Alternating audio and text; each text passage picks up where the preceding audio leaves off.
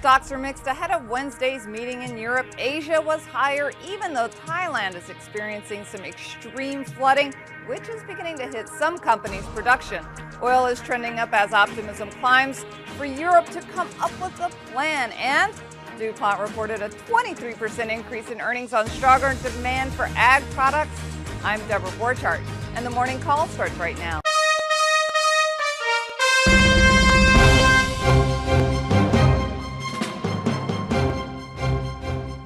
Good morning. I'm Scott Redler, Chief Strategic Officer with T3Live.com. And I'm Debra Borchardt with The Street. And together we bring you the morning call. Scott, you know, this market has moved basically on little to no macro fundamental issues and basically not a lot of volume. And the stock market has really shot up. Well, there were a few times when volume was very necessary. When we had that October 4th bottom, okay, there was volume. That weekly candle that engulfed that entire bottom range, that was important. I know in the upper end of this range there hasn't been as much volume, and that's what the bears keep saying, but let them keep shorting this rally, let them keep fighting it, let them stay miserable. You know, lately it's been very popular to be miserable. You can go stand out, occupy Wall Street and become famous, you know, but that's not going to get you anywhere. Looking at the action, looking at the stocks, coming up with strategies, that's how you press ahead. And as far as the market technically, it's acted unbelievable for those that follow these technical rules. Right, and you cannot fight the tape. That's an axiom that has held true. So let's look at that S&P 500 and let's see, you know, it looks like we've been starting to get to those March, June previous lows, that neckline. Let's take a look at it and see where we can go. Okay, well, the chart is my roadmap, so it should be there. So take a look right here. This was that Tuesday that I was talking to you about. This was that outside day when it traded below the range, and it could have went all the way down to 1,000. Who knows where it could have went, but it didn't. It reversed and closed strong. So if you take a closer look here, that is that day to take notice. That is the day to shift gears. Then you had a quick move up. Everyone said it wouldn't last. It was just going to pull back in and fall apart. You know what? It didn't. It held higher. Then this was when you could have added to a macro tier 2 when it broke this downtrend. You had a quick move up to the upper end of this range, and then even in this upper end of the range, it consolidated with a little choppiness, but it never even pulled down to the 50-day. And then on Friday, we broke above that range of 1225. We closed 1255. And now we're heading exactly where you said, Deb. We're heading right to that resistance, right to that. Remember that head and shoulders pattern that we talked about that could have saved you 150 handles if you got it at 1250? Well, that's how you maneuver the market. And now we're coming into that area. This is probably a decent area to pause, but it does seem like there's enough participation in all the sectors, enough action for everyone that it could continue a bit higher. Scott, I'd like to see you pull up that NASDAQ chart because NASDAQ has done really well. It's almost outshined the S&P 500. That's true. NASDAQ and retail have been the place for relative strength. If you look at the cues here, you will see, you know, they are acting very well. They're already at the upper end of the range. So they're not only just rallying back, there's a chance that the NASDAQ makes new highs on the year. So if you look there, you want to get some alpha, you go with the NASDAQ. And the same way with the RTHs, which I talk about all the time. Look where this, you know, group is. A lot of great stocks acting in retail. It's already back at the upper end into resistance where you just saw in the S&P. It's just coming back to retest broken support. So if you want to be in the right place at the right time, you learn how to play relative strength, and that's been the NASDAQ and that's been retail. All right, let's talk about some of the companies. This high beta tech has performed actually pretty well. We got some names here to talk about. Fan favorite Apple. Let's go through that one. What was interesting or not interesting is obviously Apple missed a report and everyone knew about it. The media was all over it. And we didn't know what it would amount to. Okay, we had to say, let's wait 4 to 7 sessions to see if they come back and try and go back into that earnings gap. All the bears out there were like, you know what, the market's not going to go. Look at Apple. Apple's going to fall apart. You know what? They're very scared now because Apple had a potent day yesterday to put it right back in the game. So if you look here at the chart of Apple, you will see it almost repaired itself just in one day. Overall, the stock never even pulled back to the 50-day, which we were talking about as heavy support. And then once it broke above this, just say 400 area, you know, it had a potent move. And now the next step to be is to see if it could fill this earnings gap. I'm going to be watching this thing. If this thing could start to get above 409, I'm going to trade it, and we'll see how far into this gap it goes. And if it fills a big majority of it, there's not a question in my head that Apple won't be a new high. It's probably within the next 4 to 8 weeks, if not sooner. Well, Scott, you mentioned Apple's earnings. We've got Amazon reporting their earnings after the close tonight. A lot of question on that Kindle Fire. Did it do well? Is it going to do well in the holidays? Let's look at that one. Well, it's unfortunate or fortunate. Like when we go into earnings, my rule is I never take stock into earnings because I'm a fast trader. I'm an actionable trader. If you're an investor, you stay the course. Amazon's been one of the chosen ones. Sometimes I take in-the-money calls because I know my risk is premium paid, but Amazon chart looks good. I think yesterday when Apple regrouped a little bit, it gave some hope that some stocks could make new highs, but this report is going to have to be a blockbuster. It's going to have to be above every whisper price in order to continue to get above these highs here of 244. So if I were you, and you just know your risk if you're going to be a long-term holder. If you're more of a mid-term holder for 1 to 3 months, perhaps sell some in-the-money calls because you've had a big run. This way, you have some risk covered. And then you also get some extra premium because there's a lot of premium in these options for Amazon. And let's talk about Google. Now, Google has been all over the news. Are they going to finance a deal for Yahoo with some other companies? Are they going to get in Yahoo themselves? It's yes, no, maybe. No one knows what's going on with Google and Yahoo. I know you hate Yahoo, but let's take a look at Google. Well, what I do know what's going on is that they already came out with their earnings. So we can't get a curveball. The only curveball was if they took over Yahoo and then all of a sudden the complexion changed. So let's not take over Yahoo.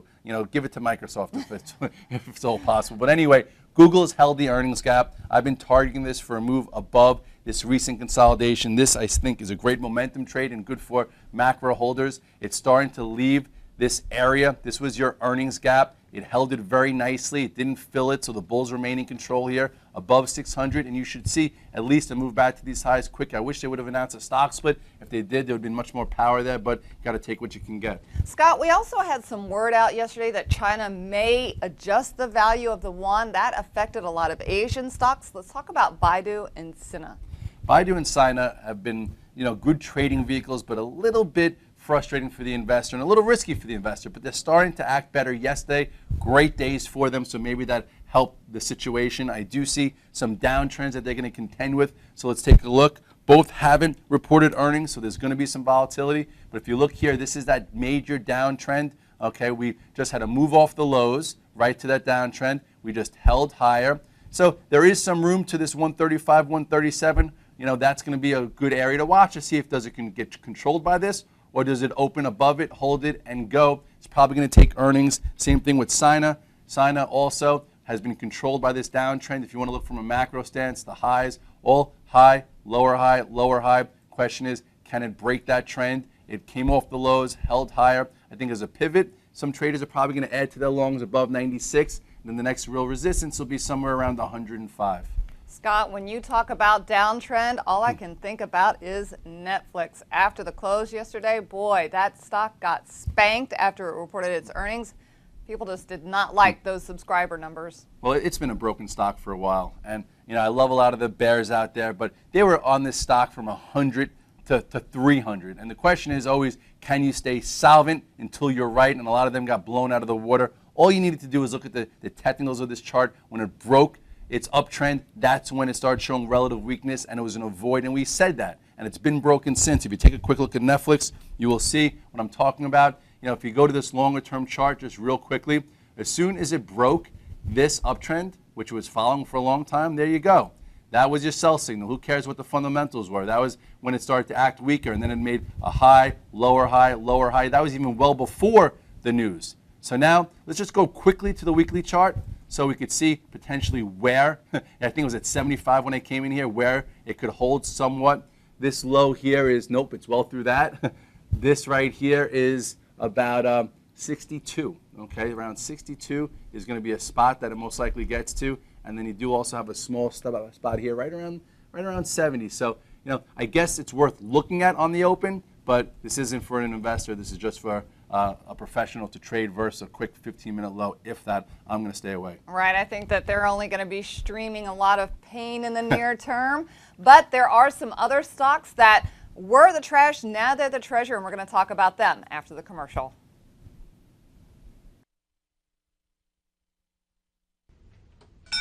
When the closing bell rings, it's not quite time to run off to happy hour. Good afternoon, Scott Redler, T3 Live. Welcome to today's recap. Before unwinding, take stock of the trading day. What's the complexion of the market? Which trade from the morning call triggered? What sectors are in play? And where will the opportunities be tomorrow? Scott Redler covers it all in the T3 Live Daily Recap video. The T3 Live Daily Recap airs every day after the close. As far as these markets are concerned, we got to take off those glasses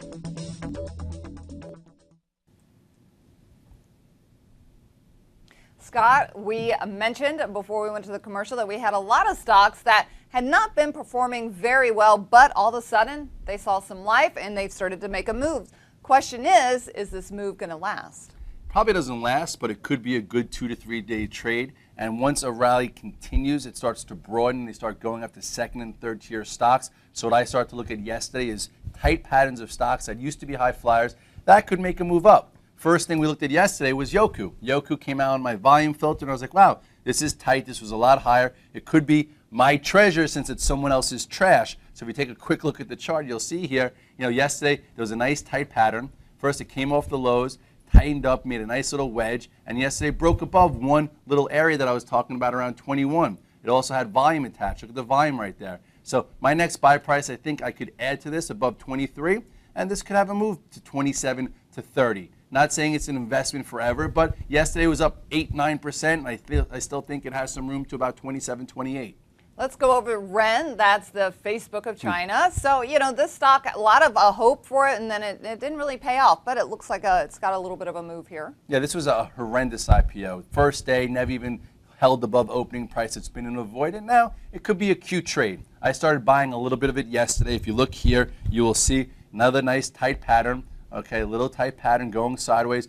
Finally, a little bit of a day to wake up. There was some small volume there. Look, this is some decent volume. And I think this does have some room back to $7-8. Last time I targeted it, when it was in the trash can again at 8, it went as high as 12. So nice move if you could time it. So I think some of these little guys can be timed. Obviously, you have to trade quickly because when the music's over, they fall quick. But you have some big volume opening up. I think $7 to $8 is in the cards, and that's probably the easy type move. All right, let's talk about CROX. I mean, this stock had been moving, came out with their numbers, and boom, it got slapped back down. Yeah, that one was unfortunate because I looked at the chart. There were no signs that they were going to pre-announce, and sometimes that just happens. But right now, if you weren't part of that debacle to the downside, it had a big up day yesterday. It could fill a portion of the gap. So I would start watching it. Look at CROX down here as a value play. You had some decent volume yesterday. Trust, wide range bar coming near the gap. You have 1745. I'd love to see it go sideways a little bit, and then once it starts to break above 17, could have a move back to 20 and fill a decent portion. So if you weren't involved here, it's not your problem. It could be your potential, and there you go, right to about $20. It's got to get above this 1750 first. All right, open table. That's another one that is looking like it's a little scrappy bit of a play there. Yeah, a little scrappy. Little table scraps. There you go. This one was a crowd favorite, and then it lost its momentum, and now it's coming off the bottom.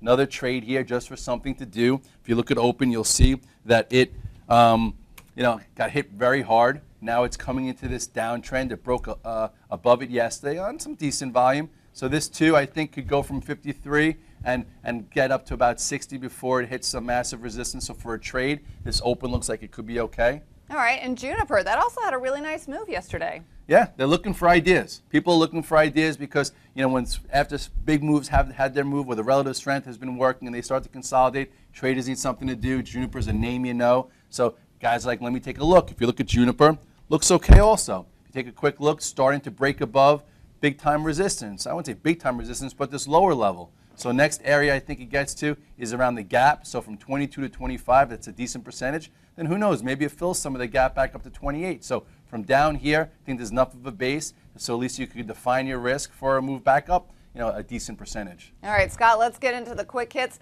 Caterpillar, they came out with their earnings, and this is a stock, along with these industrials, have been trading down a bit on this global slowdown trade, but they're starting to make some moves here. So yeah, I think Caterpillar is a name that everyone wants to own. I'm happy that it had a big gap up, that it came in.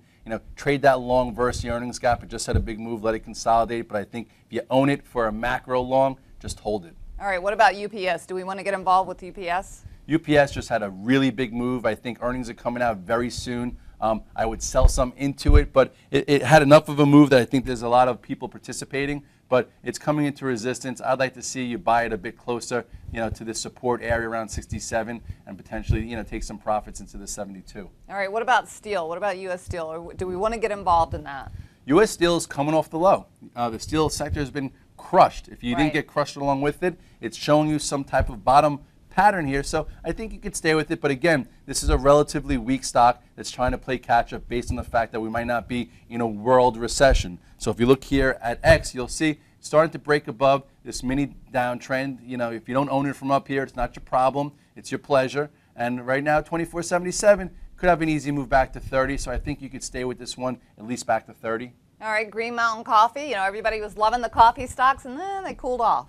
Well, this one was just like a Netflix. It showed relative weakness before the debacle, before the major hedge fund guy came out, you know, saying that it's a short off the bat. If you look here, I think you can get a cute, you know, a cute little long here on this GMCR because it's been battered and bruised enough.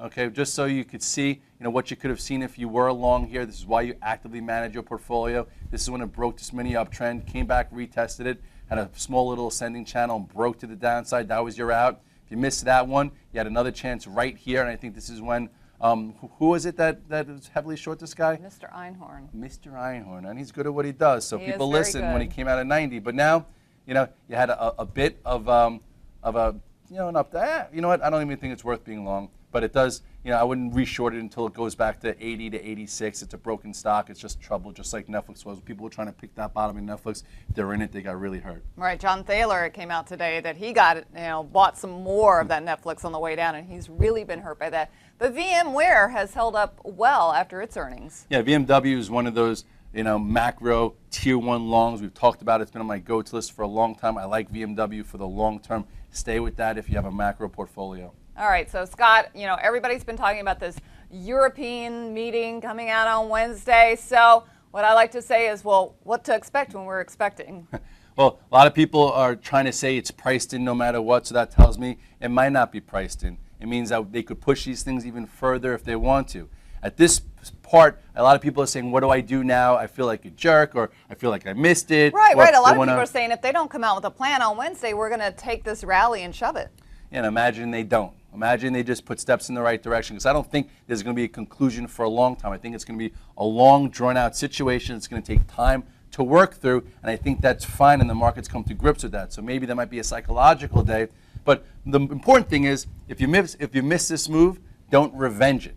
Don't just start buying up here and then all of a sudden get caught in a pull and sell it, and that's the dip to buy. Also, if you've been short this entire move, you've been stubborn, you've been one of those disgruntled bears, don't just continue to say, I'm going to be right at some point, because that's how you get put out of business. Just learn what you missed, why you missed it, and it could be because you had too many shares, you had too big of a bias, but there are a lot of things that took place in the past 3 weeks that you could have seen.